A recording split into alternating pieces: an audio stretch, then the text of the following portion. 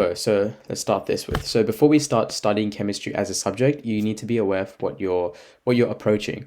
So to do well in chemistry, you need to have strong logical reasoning in your answers, a good mathematical basis. You don't need to be like too good at math, because we're only going to be doing like algebraic and like substitution questions and stuff like that. So you don't need a very high mathematical basis, but a good mathematical foundation should be enough for you to get through chemistry.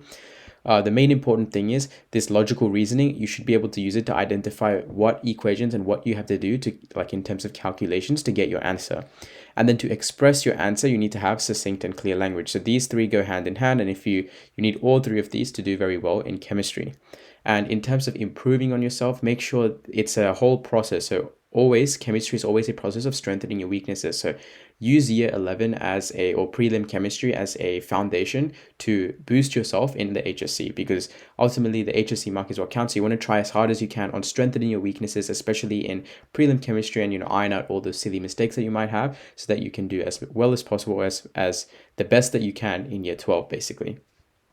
So a way that you can strengthen your weaknesses is you can have a mistakes book. So I made the mistake of only creating a mistakes book on the latter part of my HSC year, when a lot of my teachers and peers told me to create a mistakes book. But I would highly recommend you guys do this a lot earlier on, because for me personally, it really helped me recognize where I was losing marks. So you guys have already done module 1, hopefully.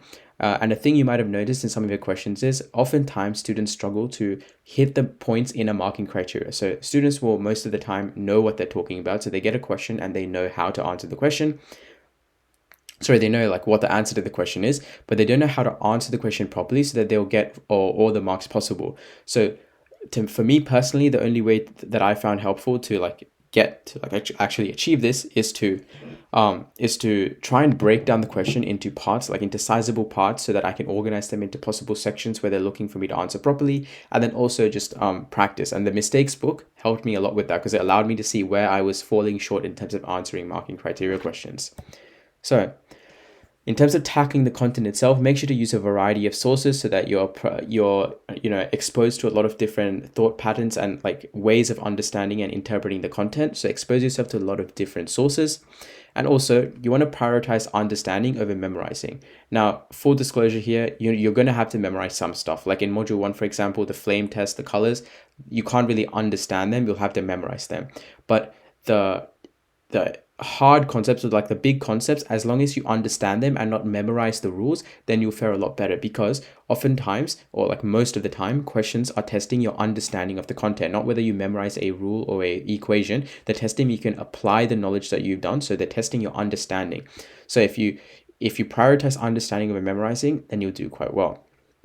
And when you're approaching or like encountering very hard topics or like content blocks, then try and break it down for yourself. So you can paraphrase it. If you can paraphrase it, then you can understand it. So if you can simplify the content into sizable chunks, so that someone else who doesn't do chemistry can understand it, then you understand it. And if you can't do that, that means you don't have a sound enough understanding of that topic. So try and break it down for yourself, break it into little pieces, and try and understand it that way. And in terms of school exams, now when it comes to school exams, your school takes priority over the textbook, because at the end of the day, your school is like what is marking your exam. So for me personally, a lot of different like ways of writing answers to my questions, my school would dictate that over what a textbook or some other source would say. So I would prioritize the rules that my school has given me, because ultimately I'm gaining my marks from school exams through the teachers. So that whatever rules the teachers set are the rules that I follow. And also, in terms of improving your school marks, look over your past comments and within your exams, because these are the comments that teachers are going to be looking to see if you've improved upon in your further school exams. And also make sure you have a good relationship with your teachers, because personally for me, I found that very helpful, because I could talk to them quite freely about how I should approach questions and what they're looking for in certain questions. So if you have make sure to communicate with your teachers, so that you're aware of what the teachers are looking for, so that you can give them what they're looking for, essentially, because that's all they want. They want to help you they want to give you marks, right? At the end of the day, they want to give you marks. So if you communicate with them and you know what they're looking for to get the marks, then it's a lot easier for you to score all those marks. And yeah, make sure you do this for your school exams. And in terms of doing questions, a lot of different students might be a little like, and this was me too. I was at the very beginning, I was quite afraid to even try doing questions, which is in hindsight a bad mentality to have. So the thing with that is you don't know you're wrong. You don't know what mistakes you make until you get it wrong, right? So you have to improve, you have to do the questions and fail at these questions to actually improve. Otherwise, you'll just be stuck at a certain level, right? It's so don't ever be afraid to do questions. If you're like, don't ever have the mindset that, oh, I might get this wrong, so I don't want to do it. Always attempt it, because it's in that process of making mistakes that you always improve. And in terms of the question types that you'll encounter in chemistry, there's 3 different question types. So we have multiple choice questions, short answer questions, and long response questions. With the new syllabus, they've imposed a lot more mid to short length responses. So like, eight to nine markers in your exams, you should probably expect them. It's almost like you should expect at least one 8 to 9 marker in your HSC as well. So you should be able to answer these 8 to 9 exam like questions and know how to respond to them. So yeah, multiple choice, it's always present. So 20 multiple choice questions, that's not too bad. Short answer questions are those 4 to 5 mark questions, and then long response are like the ones where you need to write paragraphs and draw diagrams for. So with that, let's go into the next slide. So in terms of MCQ questions are quite straightforward. They involve basic calculations, and this is where you apply those memorized facts. So you mainly apply the memorized facts in the MCQ question, because they'll just test, like, they'll just be like, what is the flame color for like sodium? So yeah, it's just a memorized fact that you have to input in. Simple data interpretation as well. So yeah, MCQ questions are typically straightforward. There are some questions like interlaced here and there where they'll get you to really think. And in terms of the timing, 20 questions, you should aim to spend around a minute per MCQ question, maybe a minute and a half. Don't be afraid if you have to spend more time. There is in some exam papers, there are like 1 or 2 questions that'll require to really think about it, or, you might interpret it the wrong way. So you might have to redo it. So some questions might take you more than a minute and a half, but try and average it out to a minute or a minute and a half for every single MCQ question. And then MCQ questions, obviously, even though they're straightforward, they're not easy. So they can be there can be, as I mentioned before, you might interpret it differently, because, seemingly minor points might cause the meaning of the question to be changed. And also, silly mistakes might occur for MCQ questions, because oftentimes you're just plugging numbers into the calculator. So those are things to look out for. And in my experience, silly mistakes were only avoided by me by, doing questions. So they'd hammer into my mind like the right method to answer a question. And also for MCQ questions, the most important thing is don't spend too much time on them. So yeah, you want to aim to have that minute to minute 30 like benchmark, depending on obviously like how much the ratio of MCQ questions to short answer questions. But yeah, make sure you spend around a minute to a minute and a half for MCQ questions. Don't go too overboard with it. The exam paper will say recommended time limit for MCQ is this much. Try and stay within that. Try and even cut underneath that if possible, but try and stay within that limit. In terms of short answer questions, so this is where the variety of questions now increases significantly. So there's a huge variety of questions that they can ask you.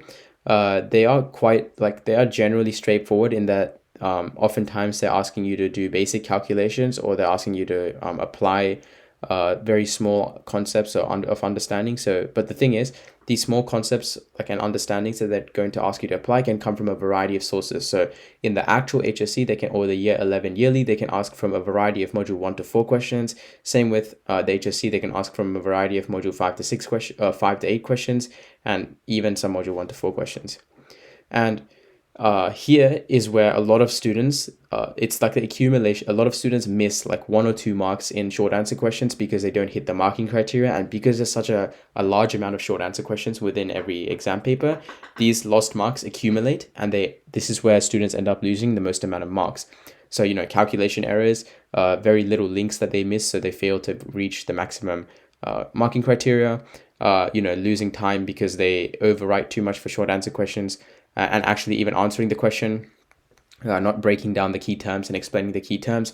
These are all little things where students lose marks. So having a mistake book in this case, so that you write down whatever mistakes you make with every past paper or exercise that you do, is very important, because then, in writing it down, you really hammer into your brain the mistakes that you made, so that you're more aware of it when you go through a past paper in the future. In terms of long response questions now, I did English, so long response questions were like my favorite part of the exam. Yeah. They're basically like writing mini essays. So, you'll have to like, structure it out in paragraphs and stuff. Obviously have a diagram, like unless there is no physical diagram that you've ever learned for the topic. But most topics, you'll be able to draw a diagram for it, a label diagram. That should be something you should aim for every long response question. And it's not too bad in that if you understand or if you know all the content for that topic, then it's most likely that you're going to get like full marks. You're going to get like, if it's a 9 marker, if you know all the content, you're already sitting at around 7 out of 9-ish. But it's also like difficult in the sense that if you don't know the content, then you're sitting at like a 2 out of 9 or like a 1 out of 9. So yeah, it's you either get most of the marks, or you get like none of the marks. So it's very good to be prepared in this case because, if you know the diagram, if you know like what the content they're asking you for, then it's pretty good. And in terms of structuring your response, try and subtitle your response so that you can unpack the key terms of the question and then subtitle it with each key term so that you answer each key term within like its own paragraph, so that you signpost to the markers that, oh yes, I've answered all different parts of the question, I deserve 9 marks. So yeah, subtitling is a very good method. Obviously drawing a label diagram, as I mentioned before. And yeah, long response questions, like as I mentioned before as well, they were my favorite part because I made sure to know the content, and at certain points you can kind of guess that, oh, this might be a place where they'll ask me a long response question. So you kind of have that idea, especially when you're doing in school, your teacher might throw out hints and stuff. You'll have like a general idea that this might be where they might ask me a long response question. So yeah, it's in my opinion the easiest part of the entire exam. A lot of students do still struggle with it because, as I mentioned before, if you don't know the content, then it's going to be very hard to do. But yeah, that's long response questions. And the year 11 course structure looks a little bit like this. So 120 hours, and you also have working scientifically skills. So we have module 1, which is properties and structures of matter, 30 hours for that. Module 2, which is introduction to quantitative chemistry, 30 hours for that. Module 3, which is reactive chemistry, and then module 4, which is drivers of reaction, 60 hours for all of that. And yeah, so in terms of depth studies, you have 15 hours between modules 1 to 4. So there will be depth studies that you'll be going through, probably in either module 2, or it's most likely going to be between module 2 to 4, because I don't think many people will have done depth studies for module 1. But yeah, expected within modules 2 to 4, maybe 3 and 4 most likely. But yeah, so that's just the kind of general or overview of like the course structure and the requirements needed for for the year 11 structure.